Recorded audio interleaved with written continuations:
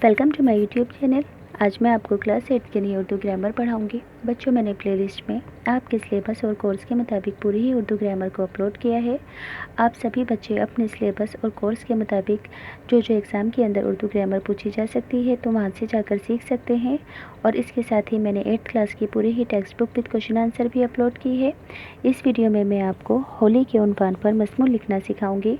पर इस मौजू पर मज़मून लिखना सिखाने से पहले मैं आपको मज़मून लिखने का तरीका सिखाना चाहती हूँ, ताकि आप सभी बच्चों को पता चल पाए कि किस तरह से मज़मून लिखा जाता है, मज़मून लिखने का तरीका क्या होता है।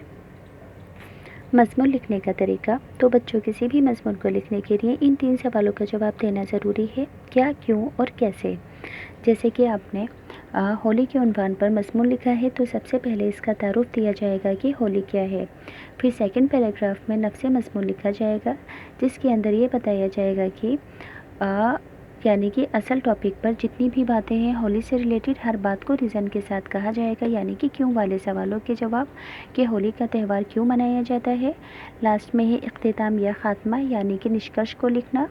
जब आपने सेकंड पैराग्राफ में हर बात को रीज़न के साथ बताया था, इससे जो भी निष्कर्ष निकल कर आता है, जो भी बात निकल कर सामने आती है उसे लिखना। निष्कर्ष के अंदर अच्छी और बुराई, नेगेटिव और पॉजिटिव दोनों ही पॉइंट लिखे जाते हैं, जैसे कि ये त्यौहार कैसे एक तारीख़ी अहमियत रखता है वगैरह वगैरह। तो उम्मीद करती हूँ कि आपको अच्छे से समझ में आया होगा कि सबसे पहले लिखते हैं तारुफ फर्स्ट पैराग्राफ में, सेकंड पैराग्राफ में नफ्स मज़मून और लास्ट में इख्तिताम या ख़ात्मा लिखते हैं लास्ट पैराग्राफ में।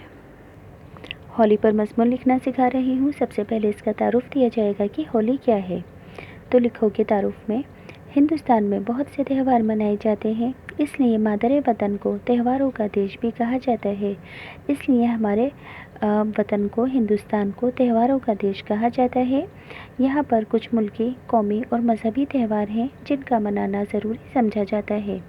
त्यौहार हमेशा खुशी का पैगाम लेकर आते हैं। त्योहारों पर आपसी कशीदगियाँ यानी कि बदगुमानियाँ भी ख़त्म हो जाती हैं। सब एक दूसरे से खुशी खुशी मिलते हैं। होली हिंदुओं का इसी किस्म का त्यौहार है। होली हिंदुओं का इसी किस्म का त्यौहार है।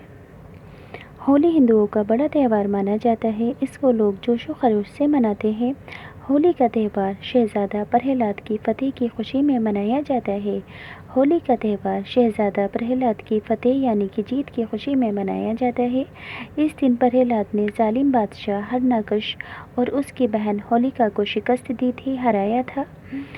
इस दिन प्रहलाद ने जालिम बादशाह हरनाकुश और उसकी बहन होलिका को शिकस्त दी थी। प्रहलाद एक बहुत पक्का मजहबी आदमी था। उसका बाप खुदा पर यकीन नहीं रखता था, इसलिए बाप की तमाम कोशिश नाकाम हो गई, मगर प्रहलाद ने भगवान का नाम लेना नहीं छोड़ा। अब है तारुफ देने के बाद नफ्स मज़मून, यानी कि टॉपिक से रिलेटेड हर बात को रीज़न के साथ कहना है, यानी कि क्यों वाले सवालों के जवाब। तो यहाँ पर लिखोगे: प्रहलाद को तरह तरह की परेशानियाँ झेलनी पड़ी, यानी कि यहाँ पर क्या लिखोगे कि क्यों होली का त्यौहार मनाया जाता है। कभी उसको सांप से कटवाया गया, कभी पहाड़ से गिराया गया, कभी उसको दहकती हुई आग में फेंक दिया गया।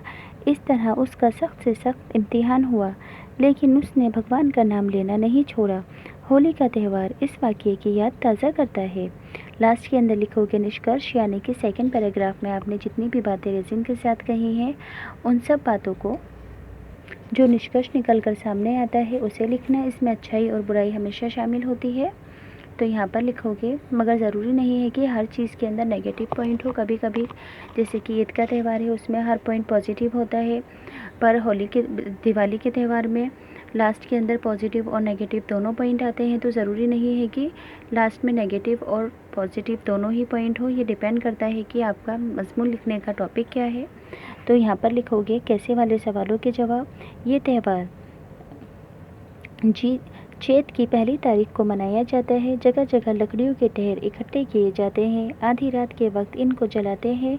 अगले दिन सुबह ही से एक दूसरे के ऊपर रंग फेंकते हैं, चेहरों पर गुलाल मलते हैं। ये सिलसिला शहरों में 2 बजे तक और देहातों में शाम तक चलता है।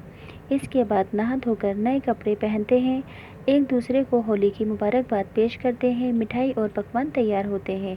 इस दिन हर शख्स खुशी नज़र आता है या खुश नज़र आता है। तो यहाँ से ये मज़मून कंप्लीट हो गया है।